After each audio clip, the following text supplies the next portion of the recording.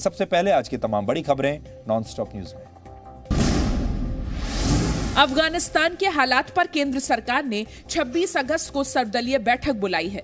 विदेश मंत्री एस जयशंकर ने ट्वीट कर कहा है कि अफगानिस्तान के घटनाक्रम के मद्देनजर पीएम नरेंद्र मोदी ने विदेश मंत्रालय को राजनीतिक दलों के नेताओं को संक्षिप्त जानकारी देने का निर्देश दिया है। संसदीय कार्य मंत्री प्रहलाद जोशी आगे की जानकारी देंगे।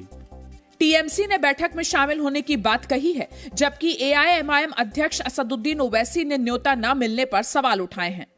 अब मुझे अभी तक मोदी सरकार की तरफ से ऑल पार्टी मीटिंग का इनविटेशन अभी तक नहीं मिला है। मुझे नहीं मालूम कि वो भिजाएंगे नहीं भिजाएंगे। आज काबुल से दोहा के रास्ते 4 अलग अलग विमानों से 146 भारतीय दिल्ली पहुंचे। अफगानिस्तान में रह रहे हिंदू और सिख समुदाय के 46 लोग भी भारत आ रहे हैं। सिख समुदाय के लोग अपने साथ श्री गुरु ग्रंथ साहिब की 3 प्रतियां भी ला रहे हैं। तो सर ये देखो, ये गुरु ग्रंथ साहिब महाराज गाड़ी में बैठे हैं, संगत उतर गई है और बस हम प्लेन की तरफ जा रहे हैं। धन्यवाद करते हैं गवर्नमेंट ऑफ इंडिया का, नरेंद्र मोदी का। अफगानिस्तान के नागरिकों ने दिल्ली में यूएन दफ्तर के बाहर प्रदर्शन कर शरणार्थियों का दर्जा देने की मांग की है। अफगानी छात्रों ने केंद्र और राज्य सरकार से वीजा बढ़ाने की अपील की है। तालिबान से बचकर भारत आई अफगानिस्तान की सांसद डॉक्टर अनारकली कौर हुनरयार ने वहां के हालात को बेहद खराब बताया है। जी न्यूज से बातचीत में उन्होंने कहा कि लोगों को तालिबानी डरा रहे हैं। डॉक्टर अनारकली ने अंतर्राष्ट्रीय समुदाय को घेरते हुए कहा कि दुनिया ने कभी भी अफगानिस्तान के लोगों की बात नहीं सुनी। पीस का guarantee, human right, women rights और गैर मुस्लिम का हुकूक हक का गारंटी हो, लेकिन किसने भी नहीं सुना। हमेशा इंटरनेशनल कम्युनिटी ये कहते थे कि तालिबान चेंज हो गए। डॉक्टर अनारकली कौर ने सवाल पूछा कि अफगानिस्तान में महिलाओं की जान खतरे में है, लेकिन दुनिया महिलाओं पर हो रहे अत्याचार पर चुप क्यों है। इंटरनेशनल मीडिया के लिए ये सीरियस है, फिर भी क्यों इंटरनेशनल कम्युनिटी साइलेंट है। उन्होंने दुनिया भर के देशों से अपील की है कि वो अफगानिस्तान को मौजूदा हालात में न छोड़ें। अफगानिस्तान में पंजशीर प्रांत पर कब्जे की लड़ाई में तालिबान के हजारों आतंकियों ने पंजशीर को घेर रखा है। अहमद मसूद गुट ने दावा किया है कि अंद्राब वैली में उसने तालिबान के कई आतंकी मार गिराए हैं, लेकिन तालिबान ने ऐसे किसी नुकसान से इनकार किया है। इससे पहले अहमद मसूद ने कहा था कि वो युद्ध नहीं चाहते, लेकिन तालिबान ने जंग के लिए मजबूर किया तो उसे करारा जवाब दिया जाएगा। We are defending the whole country in one province. That's what's happening. And we want to make Taliban realize that the only way forward is through negotiation and talk. And we are talking to them, and we do not want war to break out and to happen. वहीं Kabul airport पर firing में अफगान सुरक्षा बल के एक जवान की मौत हो गई और 3 घायल हो गए। इस बीच अमेरिका ने तालिबान से कहा है कि जब तक अमेरिकी सैनिकों की वापसी नहीं होती, तब तक अफगानिस्तान में नई सरकार गठित नहीं होगी। वहीं चीन ने संकेत दिए हैं कि वो तालिबान की हुकूमत में भी अफगानिस्तान को वित्तीय मदद जारी रख सकता है। चीन के विदेश मंत्रालय ने अफगानिस्तान में मौजूदा हालात के लिए अमेरिका को मुख्य अपराधी बताया है।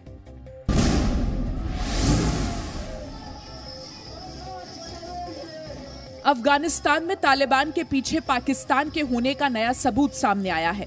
अफगानिस्तान से लौटे जैश ए मोहम्मद और लश्कर ए तैयबा के आतंकियों ने पाकिस्तान अधिकृत कश्मीर में तालिबान के समर्थन में बड़ी रैली निकाली।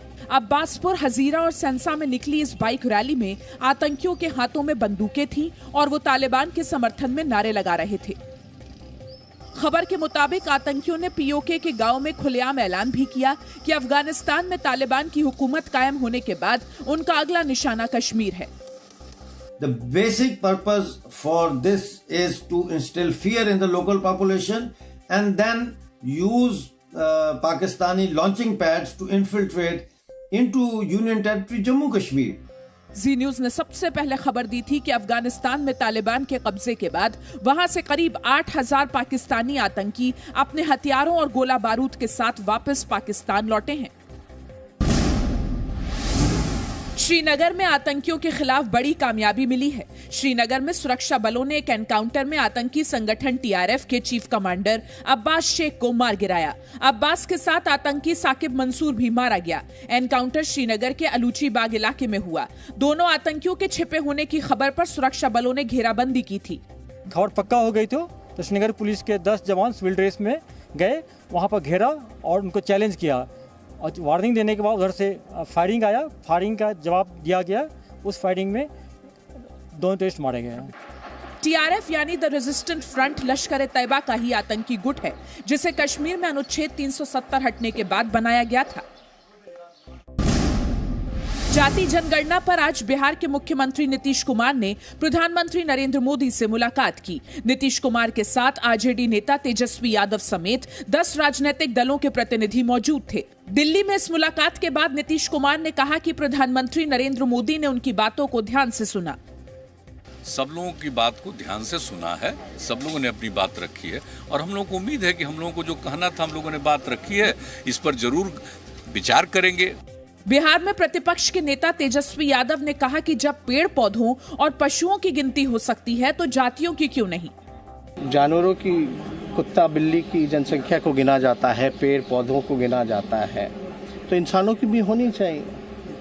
धर्म की होती है, SC ST का होता है, तो उसमें एक नया कॉलम तो है।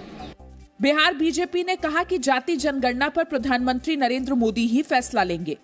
भाजपा का प्रत्येक कश्मीर से लेकर कन्याकुमारी तक का कार्यकर्ता माननीय प्रधानमंत्री जी के निर्णय के साथ है। वर्ष 1931 में आखिरी बार ओबीसी जातियों की गिनती हुई थी।